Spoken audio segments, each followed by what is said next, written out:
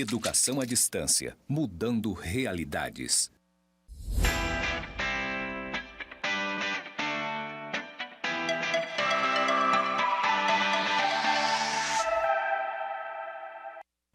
E vamos dar continuidade à nossa disciplina de projeto integrador de forma bem objetiva. E eu quero, em primeiro lugar, eu quero contar para você que você vai entender a importância dessa disciplina, porque um gestor público, ele trabalha em equipe. Não existe um gestor público trabalhar sozinho. Ele tem liderança, não é isso? Vocês já devem ter ouvido falar sobre esse tema, liderança dentro da gestão pública, não é isso?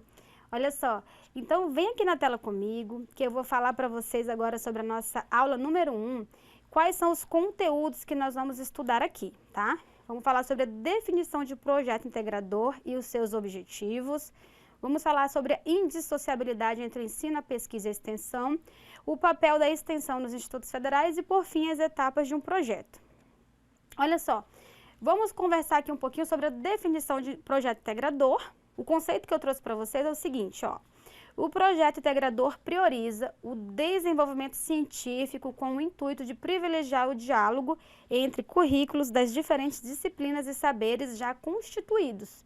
Por quê, pessoal? Olha aqui para mim um pouquinho. Por que das disciplinas já constituídas?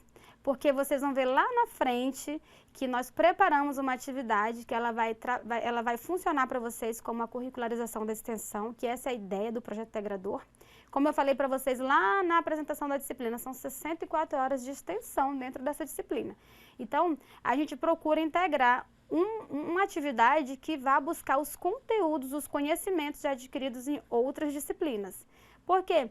Porque vocês vão conseguir perceber que todos os conteúdos deste curso de gestão pública, eles estão integrados. De uma forma ou de outra, eles vão conversando, tá certo? Vamos aqui na telinha de novo. Olha só, disciplinas e saberes já constituídos e busca analisar e conhecer diferentes fenômenos de maneira mais assertiva do que inferida. Além disso, o projeto contribui de maneira ímpar para o sucesso de ensino-aprendizado mais significativo, focado na produção de conhecimento holística e sistêmica, pelo qual os diferentes saberes e visão de mundo são associados ao conhecimento científico representado pelos conteúdos das diferentes disciplinas. Ou seja, aqui dentro do projeto integrador vocês vão ter uma visão mais geral de tudo, uma visão mais abrangente. É por isso que o termo aqui de conhecimento holística, só para deixar esse termozinho bem especificado para vocês, tá ok? Voltando aqui na tela comigo. E ainda, falando sobre o objetivo, lá na nossa ementa a gente especificou lá, né, que a gente vai trabalhar também com os objetivos do projeto integrador. O objetivo é envolver docentes e alunos de forma a permitir um diálogo consensual entre as diferentes disciplinas que compõem a matriz curricular. O que é a matriz curricular? A matriz curricular é o rol de disciplinas que tem lá no nosso PPC do curso, que é o nosso projeto pedagógico do curso, tá? Da mesma forma que democratiza os discursos, isto é, todo saber e todo conhecimento são discutidos, pensados e repensados de maneira a possibilitar uma compreensão inequívoca de diferentes fenômenos culturais ou naturais, por assim dizer, tá? E aqui a gente vai conversar um pouquinho sobre, você já sabe o que é projeto integrador, já tem uma noção que esse projeto ele vai integrar as disciplinas, tá certo? Vocês vão ver lá na nossa atividade que a gente vai trabalhar com empreendedorismo, com o direito do Estado, com a economia, com a administração financeira e orçamentária e outras disciplinas também, que vocês vão precisar estar acessando conteúdos que já foram vistos nos semestres passados para poder estar executando essa atividade. Então, a gente já sabe que é uma ação entre os professores e os alunos e dessa ação vai gerar um produto. E esse produto ele vai ser ofertado para a nossa comunidade. Vocês vão ver que vai ficar bem interessante. Volta aqui na tela comigo. E aí, dando continuidade à nossa temática lá da nossa ementa da disciplina, a gente vai conversar um pouquinho sobre a indissociabilidade entre o ensino, a pesquisa e a extensão. Vocês vão saber por que a gente não consegue trabalhar de forma isolada entre o ensino, a pesquisa e a extensão. Olha só, A indissociabilidade entre o ensino, a pesquisa e a extensão cria uma verdadeira possibilidade de ensino. Isso porque ressignifica a pesquisa por ser capaz de gerar projetos que tenham maior relação com as necessidades sociais, tá? Criando um mecanismo de retroalimentação em relação ao que se vai ser pensado e assim permitindo a superação na atual realidade da separação entre a teoria e a prática. Olha só, por que a gente fala que é a questão da teoria e da prática? Então, quando a gente fala de ensino, pesquisa e extensão, o que acontece? Quando a gente vai para a teoria, ok, a gente trabalha a parte da teoria lá no ensino, mas não é muito melhor quando a gente vai aprender na teoria e, de fato, vai praticar, vai executar algo em favor da sociedade? É muito melhor, não dá nem para comparar, né? É a mesma coisa que você pegar um artigo, lá na pesquisa, vou falar um pouquinho de pesquisa. Você pega um artigo, escreve o artigo, passou lá na sua graduação, coloca numa gaveta e aquela pesquisa fica esquecida e fica só por isso mesmo? Por que não fazer uma publicação desse artigo, não é? Então, assim, uma coisa é você apenas ter a teoria e a outra coisa é você, de fato, vir colocar para a sociedade aquele seu trabalho. Por isso que é importante. Outra situação que é muito importante a gente identificar aqui entre a indissociabilidade entre o ensino, a pesquisa e a extensão é o seguinte: quando a gente vai trabalhar algumas temáticas aqui na teoria, é muito importante que a gente veja a verdadeira necessidade da comunidade externa, a necessidade da população. Porque é a partir dessa necessidade que a gente vai desenvolver projetos para estar atendendo às necessidades. Um exemplo muito claro disso, quando a gente fala de pesquisa, muitas pessoas pensam muito assim em pesquisas assim científicas de saúde, né? Vamos fazer uma pesquisa para descobrir a vacina contra a Covid-19. Só um exemplo que é um tema bem atual, né? Mas, assim, além das pesquisas que envolvem saúde, temos pesquisas que envolvem arte, cultura, vários ramos, né? Áreas jurídicas, tem todos os ramos a questão da pesquisa. Mas nesse exemplo que eu estava conversando com você agora, não é muito melhor quando a gente identifica uma necessidade da sociedade para poder estar desenvolvendo a pesquisa naquela temática, para estar ofertando. É por isso que aqui no texto, olha só, volta aqui na telinha para mim, olha só, ele fala assim, isso porque ressignifica a pesquisa por ser capaz de gerar projetos que tenham maior relação com as necessidades sociais, tá? Ou seja, aqui nesse texto a gente consegue perceber que é importante a identificação das necessidades da sociedade para a gente estar desenvolvendo as ações, tanto de pesquisa e de extensão, para estar de fato levando algo que a sociedade tenha necessidade. Vamos aqui para a próxima telinha. E aqui ainda falando, tá? De ensino, pesquisa e extensão. Vou mostrar para vocês como é que eu fiz um gráficozinho aqui, bem simplesinho, como que funciona a questão da retroalimentação, tá?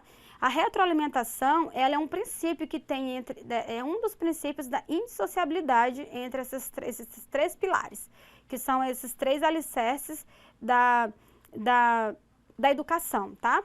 Olha só. Aqui no ensino, vocês podem ver aí na telinha, aqui no ensino tem esse círculo, né? Essa cadeia.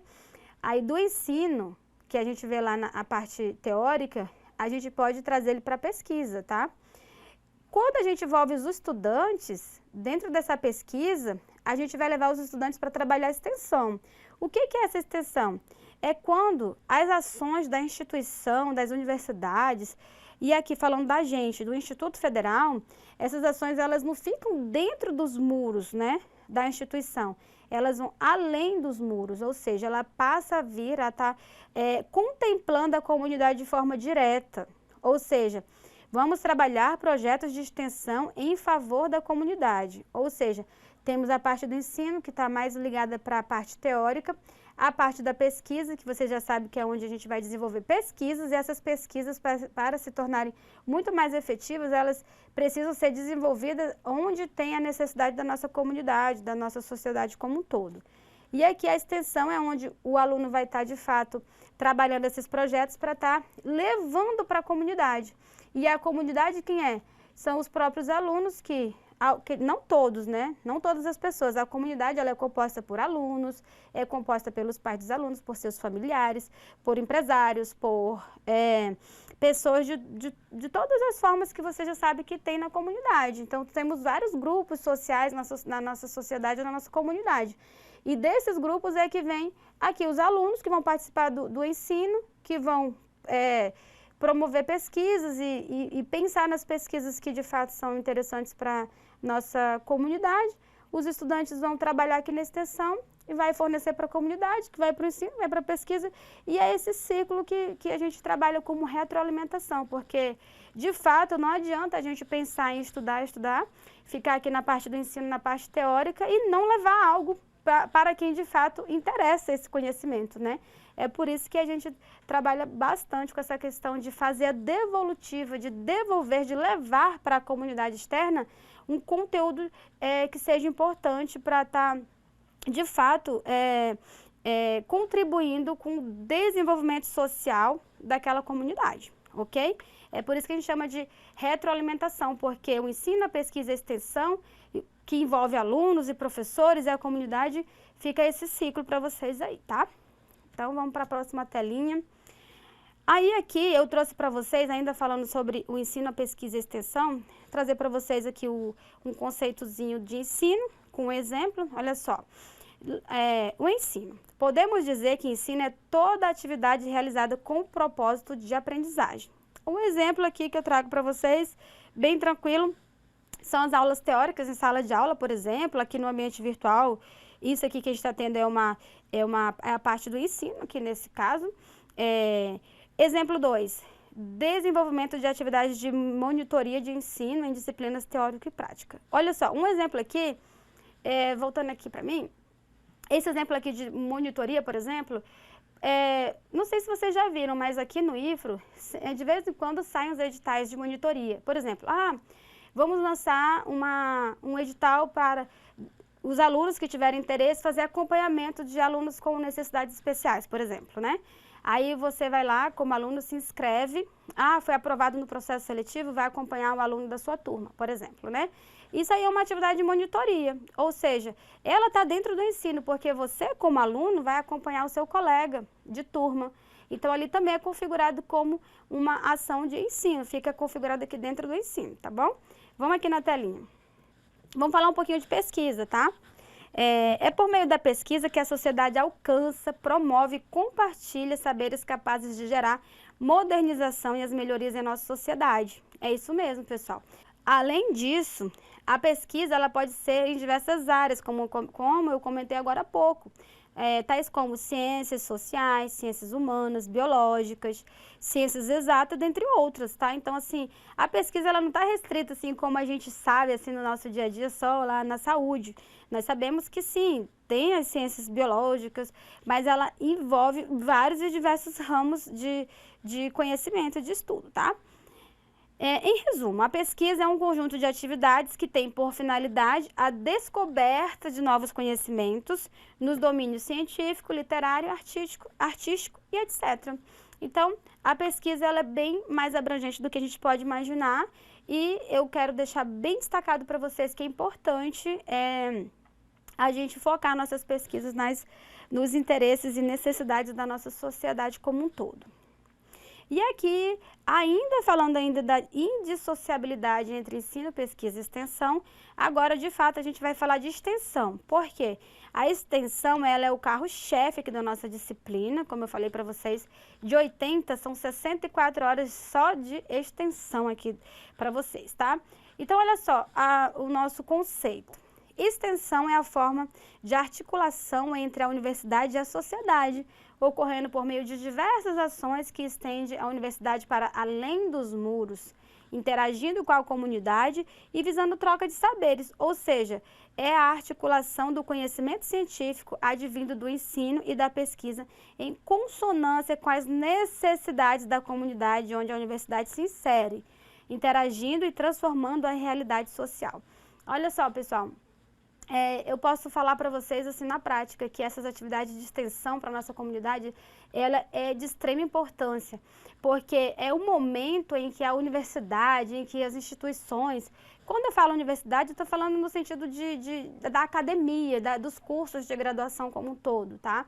Eu não estou me referindo às universidades federais, por exemplo, é no geral, tá? Então, assim, é o momento em que as instituições de ensino, por meio dos seus cursos de graduação, ou não, eles vão de fato levar um produto para a comunidade. É muito gratificante quando a gente está ali junto com a comunidade, levando um produto, levando uma ação, levando um conhecimento. Aqui no Instituto Federal, por exemplo, não falta projeto de extensão. Então, se vocês tiverem interesse, vocês podem estar acompanhando o portal do IFRA, porque tem muitos editais, e nesses editais os professores procuram envolver os alunos, tá? Um exemplo disso é o projeto agora do Famílias Fortes, onde teve edital, que foram selecionados estudantes para estar, no caso, trabalhando como facilitadores dentro do projeto. E esse projeto vai ter uma bolsa, que é um valor simbólico para ajuda de custo, mas assim, não é nem pelo valor que o aluno vai receber, mas sim pela participação e para vocês terem ideia de como é gratificante, de como é importante que a gente vai estar levando essas ações junto à comunidade. Por quê? Cá entre nós, vamos conversar assim, eu e você aqui. Você não acha justo que, olha só, quem custeia os seus estudos na universidade? É a própria comunidade. Por meio de quê? Por meio do pagamento de tributos. Porque nós já sabemos que parte de toda a verba arrecadada com a tributação, parte vai para a educação. Ou seja, o que acontece? A partir do momento que toda a sociedade está custeando seus estudos e está custeando o meu trabalho, né? Não seria importante também a gente estar fazendo essa devolução para a sociedade, além de a gente estar adquirindo aprendizado, de a gente estar adquirindo várias atividades práticas para a nossa atividade profissional, a gente vai estar contribuindo com o desenvolvimento daquela sociedade, daquela comunidade, e vocês precisam entender que, além da parte que vai estar contribuindo para o nosso profissional e para vocês também como estudantes, é gratificante ver o carinho que a comunidade tem com a gente, o apreço, o respeito, a gratidão é indescritível, tá? Volta aqui na tela comigo. Voltando aqui, trouxe aqui um gráficozinho para vocês aí do lado. Bem no centro aqui está a extensão e tem esse ciclo aqui, tá? A extensão, ela está diretamente ligada, ou seja, na verdade, a interação dialógica, a indissociabilidade do ensino e da pesquisa, os impactos da transformação social. Olha só, pessoal, foi isso que eu acabei de falar para vocês. A partir do momento que a gente leva esses trabalhos para a nossa comunidade externa, vocês vão conseguir perceber os impactos e a transformação social que essas ações de extensão vão estar realizando naquela determinada comunidade, tá? O impacto na formação do estudante, que eu acabei de falar para você, tanto profissional como para a vida acadêmica de vocês, é de extrema importância a participação nesses projetos, tá? E a interdisciplinaridade, por quê? Porque para esses projetos de extensão, geralmente a gente não consegue fazer, não existe assim fazer um projeto de extensão onde você vai utilizar só uma área de conhecimento. Não, quando a gente faz um projeto de extensão, a gente geralmente ali agrega várias áreas de conhecimento. É meio que automático esse processo acontecer, tá? E é por isso que a extensão, ela tem todos esses pilares que estão em volta aí no gráfico para vocês, ó. Interdisciplinaridade, interação dialógica, indissociabilidade do ensino e da pesquisa, o impacto e transformação daquela localidade, e o impacto também na formação do estudante, tá? E para auxiliar nesse processo, os institutos federais têm se focado no avanço do marco conceitual da extensão, que está sendo construído de modo coletivo, ok? Essa imagem aí que eu coloquei para vocês, a fonte é lá do Instituto Federal de Santa Catarina, tá? Vamos dar continuidade aqui, tá? E ainda falando sobre a extensão, eu trouxe alguns exemplos para vocês. Como exemplo, nós temos aqui, ó, programa. Como que é um programa? Um programa é um projeto, poderia dizer assim, que ele funciona como? Ele é um projeto matriz e dentro dele tem vários outros projetos. Então, Ele é como se fosse a nave-mãe e dentro dessa nave-mãe tivesse várias outras naves menores, tá? É por isso que a gente chama de programa. É um projeto matriz e nele temos vários anexos que são outros projetos inseridos nele, tá? E aí, além de programa, outro exemplo é próprio projeto, a gente pode ter só um projeto isolado, que vai ser, no caso, um exemplo de um projeto de extensão. Podemos ter cursos também, que são, a gente tem aqui como exemplo os cursos FIX, que são aqueles cursos de inicial e continuado, né? Que a gente tem também bastante aqui no Instituto Federal. Temos também eventos também, que são exemplos de extensão, temos também produto, olha só o produto. Olha só, por que eu destaquei aqui o produto? Porque o produto, ele vai ser o que vai ser produzido por vocês aqui na disciplina. Vocês vão produzir um produto que vai ser, de fato, levado para a nossa comunidade externa, ok? Voltando aqui na tela comigo. E aqui eu vou contar para vocês um pouquinho sobre o papel dos institutos federais, tá? Dentro da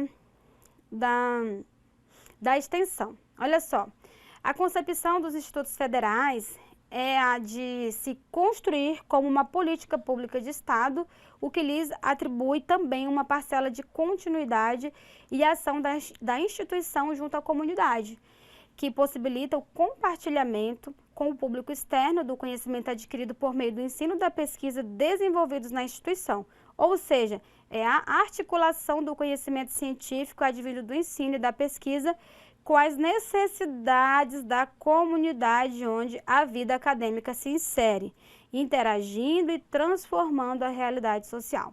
Ou seja, aqui, o papel dos institutos federais, como eu já contei para vocês agora há pouco, em outras palavras, tudo aquilo que a gente vai aprender e vai trabalhar no ensino e na pesquisa, a gente vai articular de forma que a gente possa, de fato, estar levando para a sociedade, tá certo? Voltando aqui comigo na telinha. Além dos cursos de graduação e pós-graduação, os institutos federais oferecem também, via extensão, cursos de atualização, aperfeiçoamento, capacitação e qualificação para o público, bem como elabora e administra ações sociais e ambientais articulados com e para a comunidade. Então, aqui vocês já estão bem cientes de que a extensão é o momento em que os institutos federais vão levar um produto para a comunidade, vão levar o fruto daquilo que os alunos aprenderam e produziram para que a comunidade seja beneficiada. É um retorno que a academia vai estar dando para essa comunidade externa, ok?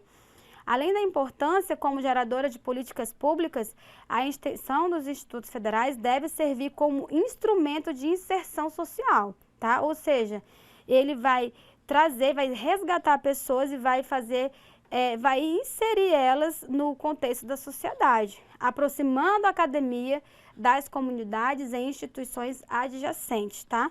É muito importante, gente, a gente pensar que o Instituto Federal, ele vai servir como instrumento de inserção social, tá? Muitas pessoas, a gente sabe que muitas pessoas de comunidades muito carentes, pessoas que são extremamente necessitadas, elas precisam desse trabalho que venha estar inserindo elas ali de trazer ela para a sociedade de forma digna, tá? Continuando aqui. Aí eu quero contar para vocês que quando a gente fala lá de ensino, pesquisa e extensão, a gente tem que lembrar que existe todo um arcabouço jurídico que vai estar, de fato, amparando essa temática, tá? E eu preciso que vocês deem uma lida lá no artigo 207 da nossa Constituição Federal. Além da nossa Constituição Federal, nós temos a Lei de Diretrizes e Bases da Educação, também que traz alguns textos direcionados para essa parte do ensino, da pesquisa e da extensão nas universidades, ok? Mas façam a lida, por favor, lá no artigo 207 da nossa Constituição. Eu, como professora de Direito, eu não poderia deixar de mencionar para vocês essa parte que é de extrema importância, ou seja, os alicerces jurídicos que vêm estar amparando aqui essa temática. Por que eu lembrei de falar? Veja aí na tela comigo. Além do nosso texto constitucional, que vocês já estão sabendo que existe uma fala voltada para essa questão do ensino, da pesquisa e da extensão, mais focado aqui ainda na extensão e falando sobre a importância e o papel da extensão nos institutos federais, nós temos a resolução 31 lá de 2017 aqui do Instituto Federal. Essa resolução, ela dispõe sobre os princípios, ela dispõe sobre as modalidades, sobre os procedimentos, acompanhamento e certificação das ações de extensão no âmbito do IFRO, tá? E olha só, eu trouxe para vocês os princípios que são os mais destacados aqui para a gente no nosso curso. Olha só, princípio 1, impacto e transformação social por meio de ações entre o IFRO e a sociedade, proporcionando o desenvolvimento local e regional e a melhoria da qualidade de vida das populações. 2, impacto na formação do estudante envolvido na atividade. Olha só, pessoal, visando ampliar as experiências discentes em termos teóricos, também em termos metodológicos, tecnológicos, culturais e de cidadania. Então, tão importante é para a comunidade externa quanto para o próprio aluno estar envolvido com essas ações de extensão. E ainda, dando continuidade aqui no inciso 3º, nós temos a indissociabilidade entre o ensino, pesquisa e extensão, garantindo o processo formativo e a transferência de conhecimento e tecnologia para a sociedade. É aquilo que eu conversei com vocês agora há pouco. Não adianta a gente produzir um artigo, engavetar, por que não publicar? Por que não levar esse conhecimento para a sociedade, né? Então, assim, um exemplo da pesquisa, esse do artigo, né? Então, por que não todos os nossos estudos, as nossas experiências e o nosso levantamento sobre as necessidades e anseios da nossa comunidade, por que não, né? A gente está levando um produto para essas comunidades, não é mesmo? Aqui ainda no inciso 4º, olha só, interação dialógica com os diferentes segmentos da sociedade para a promoção da troca de saberes e o desenvolvimento de ações mútuas. Olha só, aquela interação dialógica lá daquele gráfico que eu mostrei para vocês na tela anterior. E ainda aqui no inciso 5º, interdisciplinaridade no atendimento às demandas formativas e sociais. Perfeito, porque a gente vai trabalhar dentro da extensão a combinação, a interação entre as diversas disciplinas do curso para vocês estarem de fato conseguindo executar um projeto com muita qualidade. E aqui, pessoal, vamos, a partir de agora, a gente vai começar uma nova temática aqui da nossa aula, que a gente vai falar sobre as etapas de um projeto, tá? Lembra lá na ementa da disciplina que a gente conversou aqui, falar sobre etapas de um projeto? É muito importante vocês terem essas noções, porque é a partir desses projetos que vocês vão conseguir estar executando com qualidade a atividade de vocês, que vai ser a atividade de percurso número 2, que também vai ser a avaliação da disciplina e que, se você solicitar a segunda chamada, vai ser esse projeto integrador. E se você necessitar, eu não fiz a atividade de percurso número 2, estou alicerçado no ROA, também vai ser essa atividade. Então, é bom vocês terem essas noções aqui das etapas de um projeto para que vocês possam, de fato, estar executando esse projeto de forma que venha a ter bastante qualidade e se desenvolva da melhor forma possível, ok? Vem aqui na telinha comigo ver aqui esse conteúdo sobre etapas do projeto. Olha só, ao planejar, podemos identificar todos os passos que precisam dar para atingir o nosso objetivo no projeto. Aí eu estou mostrando para vocês um gráficozinho que é bem interessante, que ele vem mostrando as 5 etapas de um projeto, tá? Começamos com a definição, depois nós temos o planejamento, depois nós temos a execução e o monitoramento e controle, que a execução e o monitoramento, eles vão caminhar de forma simultânea, e por fim o encerramento. Eu vou conversando com vocês, de vez em quando eu vou voltar aqui nessa tela para vocês conseguirem visualizar o andamento das etapas do projeto, tá ok? E eu quero contar para vocês que é de extrema importância, antes de eu iniciar, aqui eu já quero que vocês saibam que é de extrema importância para qualquer projeto, seja ele grande, seja ele pequeno, que você desenvolva um projeto de forma organizada, para ele ter sucesso, para ser um projeto de sucesso, tá? Se você já está pensando em fazer o projeto, então você já deu o primeiro passo, que é de extrema importância. Não existe fazer uma ação, desenvolver um projeto, se não tiver essa sequência de etapas e essas etapas não sejam, porque é através dessas etapas que serão feitos os diagnósticos que vão estar, de fato, contribuindo para o bom andamento daquela atividade, tá? Vamos começar. Qual é a primeira etapa? Aqui na telinha, contei para vocês que temos a definição, né? Aí vamos aqui, ó. A iniciação ou definição, tá? A iniciação é como o próprio nome diz, é a fase inicial de qualquer projeto. É nesse momento que o gestor deve analisar o projeto com uma visão macro, tá? Perceber quais são os objetivos que se quer alcançar, quais os problemas que se quer resolver, identificar as necessidades e a viabilidade desse projeto. Porque a primeira observação é viável, né? Então, assim, essa parte da iniciação, da definição, ela requer observação de alguns pontos. Quais são esses pontos? A definição de diretrizes bases. Primeira coisa, é definir as diretrizes bases. Você vai ver também a importância do tema. Será que aquele tema ele vai ter saída no mercado, por exemplo? Será que esse tema é importante para o momento que a gente está vivendo? Será que não vai ser um tema que não vai chamar a atenção? Então, tudo isso tem que ser observado.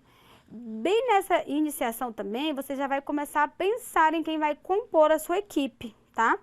E aí também você precisa descrever o problema que vai ser observado, tá? Ou seja, você é igual fazer um projeto de pesquisa.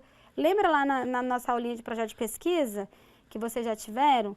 Que vocês vão ter que identificar o problema. Qual é o problema dessa situação? O problema é de extrema importância, porque no final, vocês vão trazer a solução para esse problema lá no final, tá? E vocês vão ter também que tem um objetivo geral dentro dessa fase de iniciação. Então, se vocês se organizarem, montarem a equipe, ver a importância do tema, trazer o objetivo geral, definição das diretrizes básicas, vocês vão começar já com o pé direito para desenvolver o projeto de vocês, tá? E aqui, falando um pouquinho ainda da etapa 2, dando continuidade, vamos falar da etapa 2, que é a fase da organização e preparação, ou como alguns autores preferem chamar de planejamento, tá? Então, nessa fase do planejamento ou organização, o que você precisa fazer? Você precisa ter uma definição de uma metodologia que vai ser empregada. Qual vai ser a metodologia desse projeto? Dentro dessa organização ou preparação, você tem que trazer um cronograma. Quais são as datas, né? Cronograma é relacionado às datas. De tal dia isso, de tal dia aquilo, começa nesse dia, termina naquele. Você vai ter que montar um cronograma de todas as fases de forma minuciosa e você precisa, de fato, estar fazendo o possível e o impossível para estar cumprindo esse cronograma, tá? Aí, ainda dentro dessa fase de planejamento, você precisa pensar em situações, pensar em como essas situações serão executadas, tá? Dando continuidade, você vai para a etapa 3, que é o quê?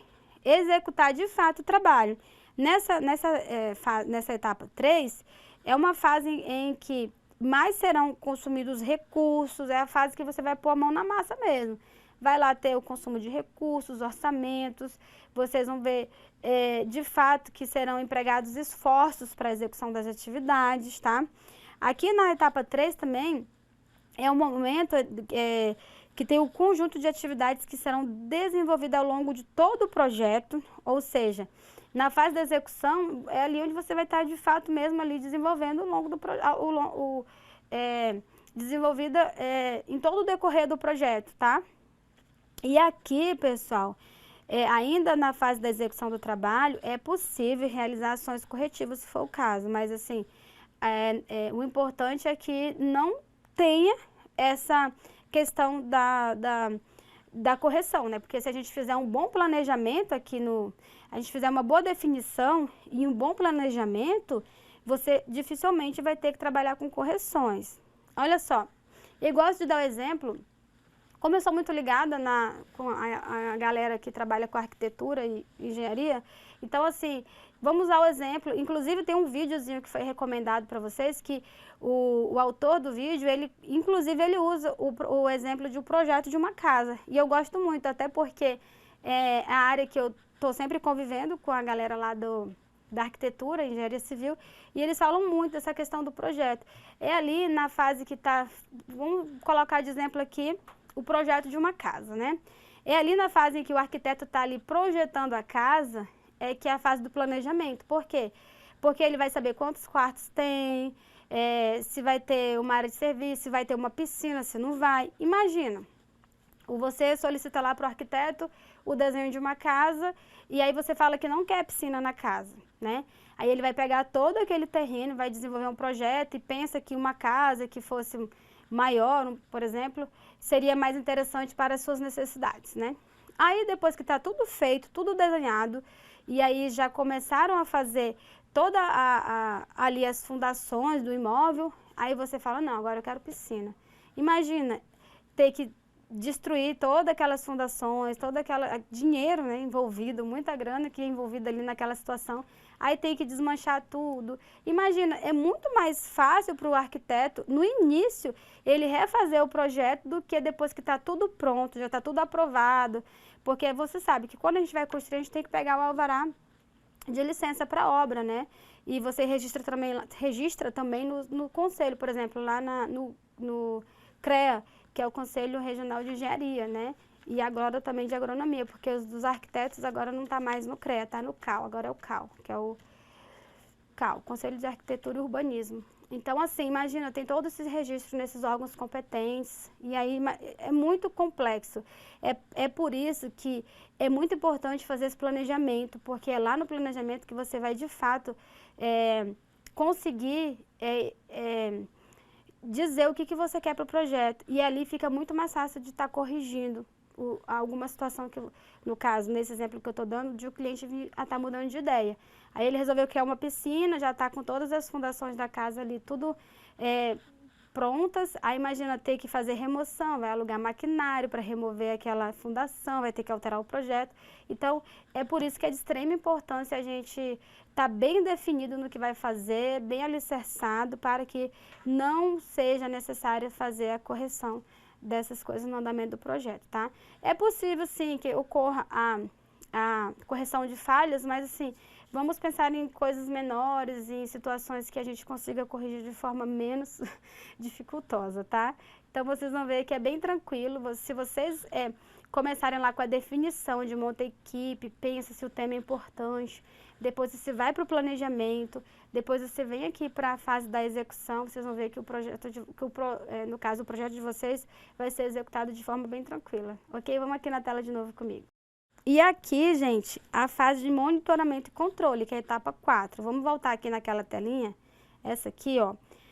A gente trabalhou com o planejamento, né? E aqui a gente já está na fase da execução, não é isso? Ou seja, a fase da execução, dentro da fase da execução, no mesmo momento, vai ocorrer também o monitoramento e controle. Por quê? Porque nesse monitoramento e controle que é possível fazer ações corretivas, por isso que eu coloco, quando for o caso. Mas é óbvio que a gente vai fazer de tudo para que não seja necessário, tá? E monitorar também, uma das ações aqui da etapa de monitoramento e controle é monitorar o desempenho da equipe e de cada membro, tá? E aqui ainda nessa fase, nessa etapa 4, onde também é realizado o conjunto de atividades que serão acompanhadas ao longo de todo o projeto e o acompanhamento e gestão da execução do projeto. Então aqui, pessoal, nesse monitoramento e controle, é onde vocês vão poder, por exemplo, estar verificando se o cronograma está sendo cumprido, né? Lembra que lá no planejamento a gente falou que tinha que ter um cronograma? Exatamente. Então aqui vocês vão, de fato, verificar se esse cronograma está sendo, de fato, respeitado lá na execução, tá ok? Vamos aqui na tela. E aí lá, por fim, na etapa 5, o encerramento, tá? Que é o momento de revisar se as entregas cumprem os critérios que foram estabelecidos. Também é o momento em que você vai ver se os resultados alcançados deverão trazer uma solução para o problema que foi identificado previamente. Se tiver problema, aí no caso, se ele foi solucionado, né? E caso não seja possível, lá no encerramento você deve justificar porque pode haver uma contribuição relevante do projeto. Por exemplo, e também aqui na fase de encerramento é onde a gente faz a documentação das ações. Por exemplo, aqui que vocês vão ter que fazer, por exemplo, um relatório no encerramento, ok? E aí, pessoal, olha só, vocês fiquem tranquilos, essa nossa aula eu acho que ela vai dar mais de 40 minutos, eu não tenho certeza exatamente do tempo, mas vocês fiquem assim, não fiquem cansados e não fiquem tristes se a aula foi muito longa, por quê? Tentei fazer da forma mais objetiva, tentei correr um pouquinho, porque você pode apertar nesse botãozinho aí do YouTube e colocar aqui na velocidade da fala. Você pode diminuir um pouquinho, você pode acelerar, isso vai depender da sua necessidade. E também lembrando que essa nossa disciplina ela tem 80 horas e o normal do nosso curso é que ela tenha 6 unidades. A1, A2, A3, A4, A5, A6. Aqui a gente organizou de forma diferente, a gente colocou todos os conteúdos numa unidade só, por isso que ficou um pouquinho mais extenso, mais de 40 minutos, mas assim, você vai poder de fato assistir toda essa unidade 1 aqui para ter acesso a todos os conteúdos da nossa disciplina, todos os conteúdos teóricos, porque a parte prática vem aí. E eu te espero na nossa segunda unidade para eu contar para vocês de fato o que vocês vão ter que fazer para a nossa comunidade externa para estar contemplando a parte de curricularização da extensão dessa disciplina. Até daqui a pouquinho.